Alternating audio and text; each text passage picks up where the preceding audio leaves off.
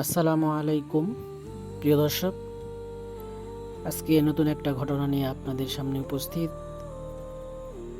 আজকের ঘটনা হচ্ছে রিক্সা চালিয়ে হজে যাওয়ার ঘটনা। তো বন্ধুরা, চলেন শুরু করা যাক আজকের ঘটনাটি।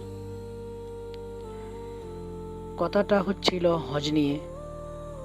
সবাই হজ থেকে ফিরে আসছেন, আমাদের হৃদয়টা উত্থাল পাথাল করছে, কবে যাব কবে যাব। একটা কথা আমাকে ধারণা জোগায়,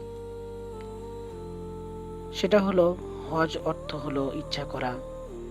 যার ইচ্ছা বা নিয়তটা যত প্রবল, তার হজে যাওয়ার সম্ভাবনাও ততটা প্রবল। হজে যাওয়ার মৌলিক উপাদান তিনটি। এক, অত্যন্ত শক্ত করে নিয়ত করতে হবে। দুই, নিজের সামর্থ্য অনুযায়ী টাকা জমাতে হবে, 1 টাকা করে হলেও।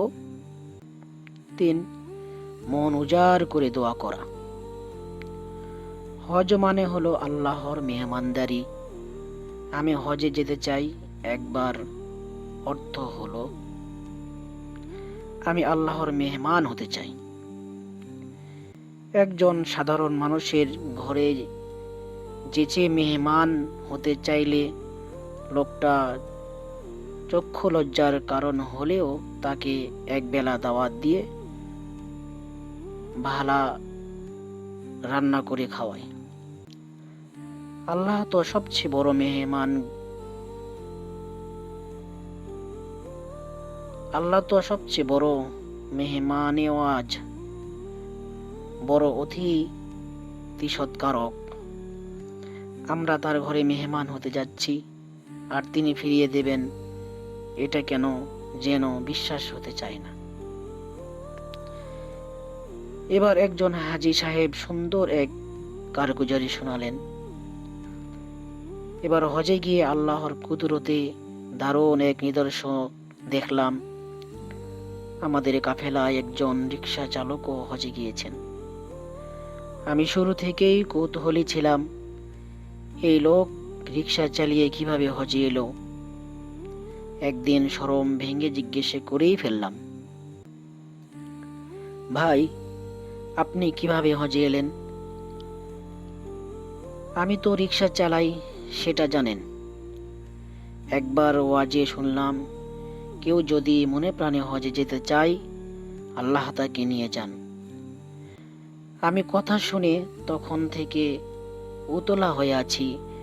নিয়মিত দোয়া করে আসছি, কিন্তু মনে প্রশ্ন দেখা দিল, টাকা পয়সা ছাড়া কিভাবে যাব? আমার কোনো ব্যাংক ব্যালেন্স নেই, জমিও নেই, জমাও নেই। বড় সংসার, 2 টাকা যে জমাবো সে উপায় নেই। কোথাও ওয়াজ হলে সেখানে রিক্সা নিয়ে হাজির হয়ে যাই।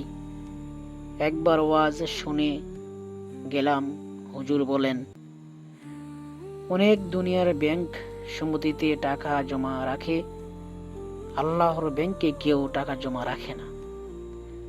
আল্লাহ বলেছেন, আমাকে তোমরা করজে হাসানা দাও, আমি সেটা তোমাদেরকে অনেক গুণ বাড়িয়ে ফেরত দেব। আমি সেদিন থেকে ঠিক করলাম, আমিও আল্লাহর কাজে করজে হাসানা রাখব। পরে হজে যাওয়ার জন্য এই কর্জ আল্লাহর কাছ থেকে ফেরত চাইব।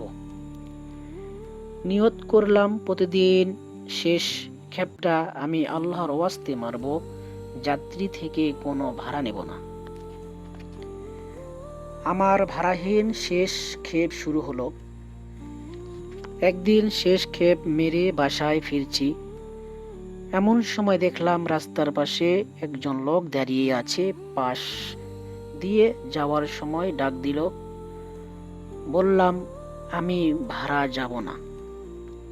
ভাই চলুন না, একজন অসুস্থ মানুষকে হাসপাতালে নিতে হবে। এত রাতে গাড়ি পাবো কোথায়?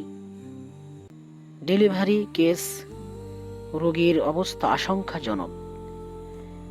এখন এই মুহূর্তে হাসপাতাল নিতে না পারলে বাচ্চা ও মা দুজনেই মারা যাওয়ার আশঙ্কা। এই অবস্থায় কেউ না করতে পারে বলুন?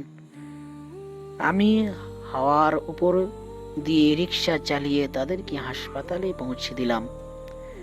ভাড়া দিতে চাইলে আমি নিতে চাইলাম না, জোর করে ভাড়া আরো বাড়িয়ে দিতে চাইলেও তবুও নিলাম না। লোকটা বলল, ভাই রাগ করেছেন? ভাড়া নিবেন না কেন? না না না, রাগ করিনি, এমনিতেই ভাড়া নিচ্ছি না। আপনি রুগীকে তাড়াতাড়ি হাসপাতালে নিয়ে যান। না, আগে আপনাকে ভাড়া নিতে হবে, তারপর অন্য কিছু। এরপর আমি ঘটনা খুলে বলতে বাধ্য হলাম। আমি আসলে প্রতিদিন শেষ খেপ মেরে টাকা নেই না।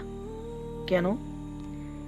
আমি টাকাটা আল্লাহর কাছে কর্জে হাসানা হিসেবে রাখি। সে আবার কি? আমি হুজুরের কাছে শোনা ওয়াজটার কথা বললাম। এরপর বললাম, আমার হজে যাওয়া খুবই ইচ্ছা, তাই আমি ঠিক করলাম আমার যেহেতু টাকা পয়সা এত নেই, তাই আল্লাহর কাছে টাকা জমা রাখলেই বেশি লাভে ফেরত পাওয়া যাবে। সেদিন থেকে আমি শেষ খেপ মেরে টাকা নেই না, টাকাটা আল্লাহর কাছে জমা থাকে। আজকে আপনাকে হাসপাতালে আনার আগে আজকের শেষ খেপটা মেরে ফেলেছিলাম, কিন্তু এখন দেখা যাচ্ছে আপনারই আমার আজকে শেষ খেপ। হাসপাতাল থেকে চলে এলাম। এরপর অনেক দিন কেটে গেছে, ততদিনে সেই রাতের ঘটনাটা কথা ভুলেই গিয়েছিলাম। এক জুমাবারে বাইতুল মোকাররম উত্তর গেটে বসে আছি। এমন সময় একজন লোক আমাকে দেখা মাত্রই দৌড়ে এসে জড়িয়ে ধরে বলল, আমাকে চিনতে পেরেছেন? না তো, ওই যে এক রাতে আমার স্ত্রীকে হাসপাতালে নিয়ে গিয়েছিলাম।